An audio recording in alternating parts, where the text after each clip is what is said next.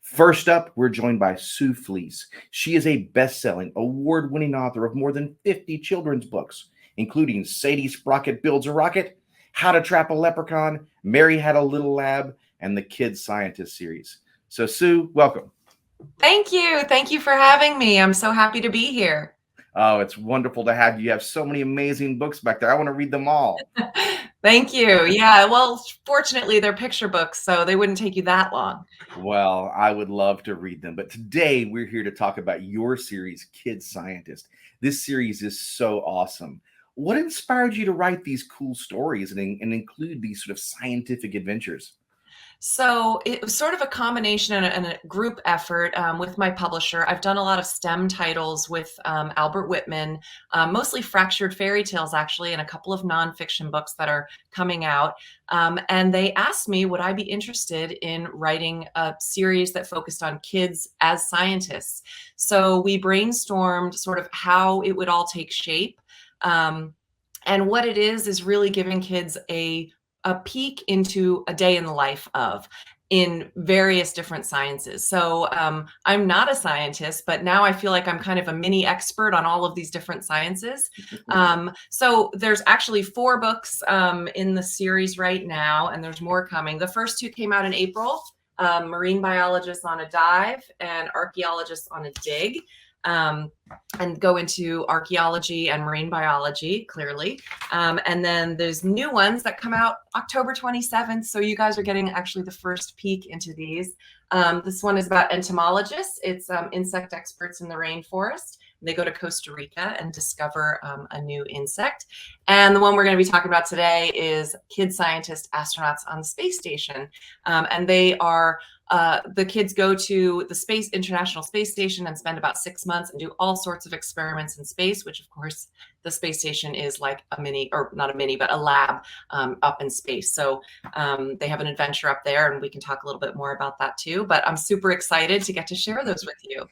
I'm excited too. I feel like I've learned so much, and I'm a scientist after reading the books. Do you mind reading a bit from your newest book, Kid Scientists, Astronauts in Space? I would love to. So this is the story of Jose, Cassie, and Gia, and they go to the International Space Station to do experiments, as I mentioned. And Cassie and Gia are going to be more studying and doing experiments on body and how their bodies are changing over time in space. And Jose is going to try to grow lettuce in space. So I'm just going to read a couple of pages for you here because it's a little bit of a longer picture book. They head to the exercise module and check out the equipment. Each week, Cassie and Gia will observe how living in space affects the human body. We'll track our height, weight, and nutrition, says Cassie, and monitor our hearts.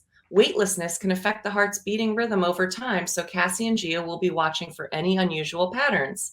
Without gravity compressing our spines, says Cassie, our bodies might stretch a bit too.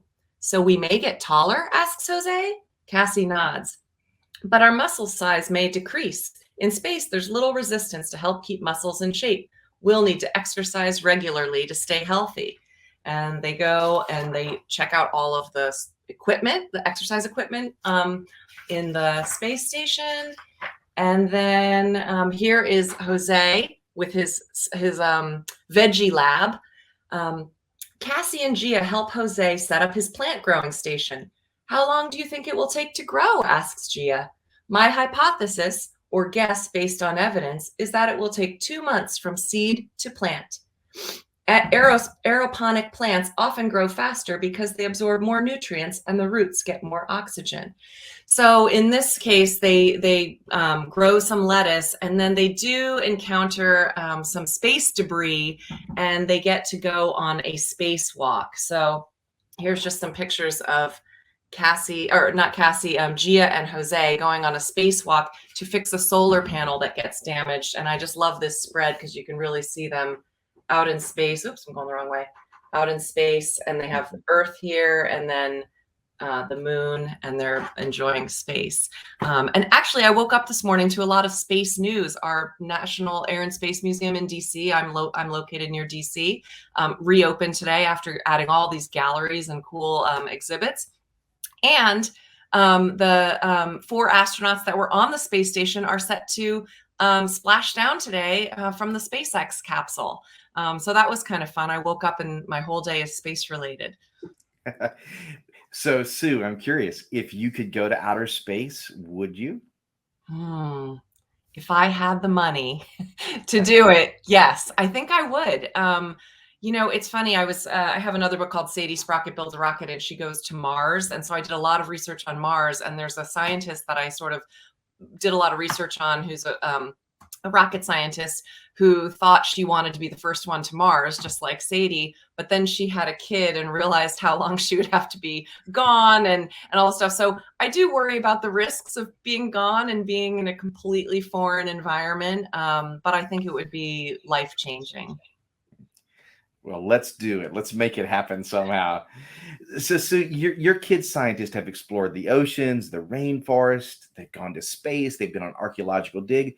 Where do you think they're going to travel to next? What's the next adventure? Well, I do know because I've written in it. It's coming out next year. They are going to Iceland and they are going to a volcano. So they are volcano experts on the edge. Is what it was what it will be called, and they're going to this volcano that it's actually a dormant volcano. And their hypothesis is that it is extinct. So it's not only dormant, but it won't ever erupt again. And it's the I won't give the Icelandic name because I cannot pronounce it, but they call it the Queen of the Mountains, I believe. So they go and visit this and hike up to the top and do experiments, and it's very cool. They use drones, and it'll be fun.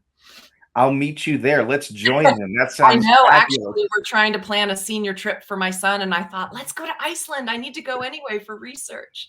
Sue, I am in. One last question too, Mhm. just very quickly. Have you always been a reader? What developed your love of reading? Well, I would have to credit libraries and my parents. My parents are avid readers.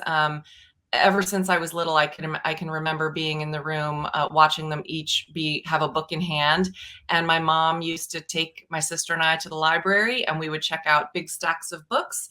And then I can remember sitting on the couch, and my dad would read them to us. So Mhm. I think I've just always been surrounded by books, which also kind of made me a writer as well.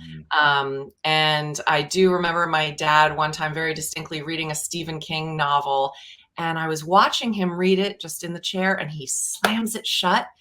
And I said, "What's the matter?" And he said, "It just got so scary. I couldn't read it anymore." And it kind of was this click that happened, thinking, wow, there's a book that can take you to a place even super scary or super fun or on an adventure where you're sitting in a room, but you're really someplace else. And I think that has always drawn me into trying to create worlds for kids as well. Well, you're doing an amazing, amazing job. I Oh, will say to everyone listening today, make sure you have a library card. It is a powerful thing. And also make sure you ask your parents to read you books because it's a wonderful experience for the whole family. I love it. Sue, just very quickly, we only have a couple of seconds left. Of sure. all the books back on that shelf back there, what's the one you would recommend that Oh my, everyone should read? oh my goodness. Of mine? No, of all of those back there behind Oh, you. oh my goodness. Oh, one of my I was gonna say I don't want to be talking about my own books anymore. One of my favorite books is Library Lion by Michelle Knudsen, and I just adore it, and I still will take it out as an example of what I could aspire to write. And also Watercress by Andrea Wang. Um, and yeah, so those two I would recommend right now. Kind of an older one and a new one. Those are fabulous, fabulous recommendations. Thank you. You are so Sue, welcome. thank you so very much. Thank you for having me.